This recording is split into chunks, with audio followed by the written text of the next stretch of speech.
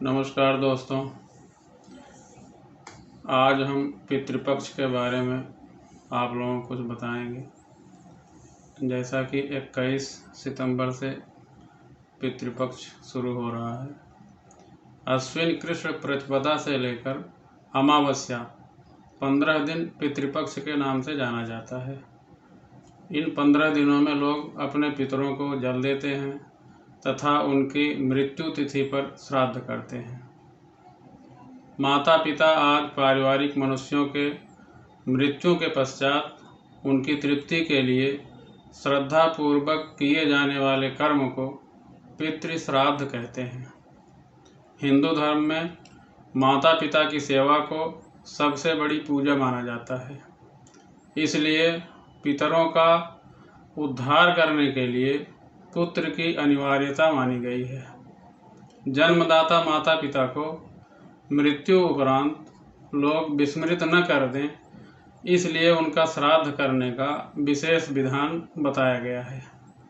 पितृपक्ष के 15 दिनों में हमारे पूर्वज धरती पर आकर रहते हैं और हमारे द्वारा किए गए श्राद्ध कर्म को ग्रहण करते हैं।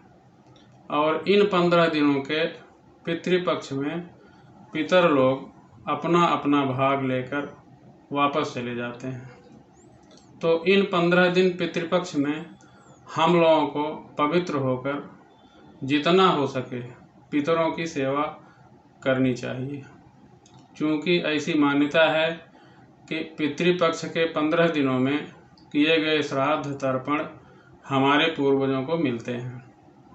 श्री रामचरितमानस में भी भगवान राम के द्वारा जटायु और राजा दशरथ को गोदावरी नदी पर जलांजलि देने का उल्लेख है एवं भरत जी द्वारा राजा दशरथ हेतु 10 गात्र विधान का भी उल्लेख है। भरत कीन्ह 10 गात्र विधाना। भारतीय धर्म ग्रंथों के अनुसार मनुष्य पर 3 प्रकार के ऋण प्रमुख माने गए हैं। पहला पितृऋण, दूसरा देव ऋण तथा तीसरा ऋषि ऋण। इनमें पितृऋण सर्वोपरि है। पितृऋण में पिता के अतिरिक्त माता तथा वे सब बुजुर्ग भी सम्मिलित हैं जिन्होंने हमें अपना जीवन धारण करने तथा उसका विकास करने में सहयोग दिया है। पितृपक्ष में हम लोगों को मन, कर्म एवं वाणी से संयमित जीवन बिताना चाहिए। पितरों को स्मरण करके जल दें, निर्धनों एवं ब्राह्मणों को दान दें। जिस प्रकार जिसका जन्म हुआ है उसकी मृत्यु भी निश्चित है और जिसकी मृत्यु हुई है उसका जन्म लेना भी निश्चित है। ऐसे कुछ बिरले ही होते हैं जिन्हें मोक्ष प्राप्त हो जाता है, वे इस जन्म मृत्यु से परे हो जाते हैं। पितृपक्ष में 3 पीढ़ियों तक के पिता पक्ष के तथा 3 पीढ़ियों तक के माता पक्ष के पूर्वजों के लिए तर्पण किया जाता है। इन्हीं को पितर कहते हैं।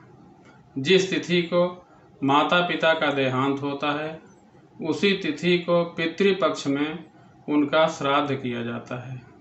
शास्त्रों के अनुसार पितृपक्ष में अपने पितरों के निमित्त जो अपनी शक्ति सामर्थ्य के अनुरूप शास्त्र विधि से श्रद्धापूर्वक श्राद्ध करता है उसके सकल मनोरथ सिद्ध होते हैं और घर परिवार, व्यवसाय तथा आजीविका में हमेशा उन्नति होती है। श्राद्ध के माध्यम से पितरों को तृप्ति के लिए भोजन पहुंचाया जाता है। पिंड रूप में पितरों को दिया गया भोजन श्राद्ध का अहम हिस्सा होता है। धन्यवाद।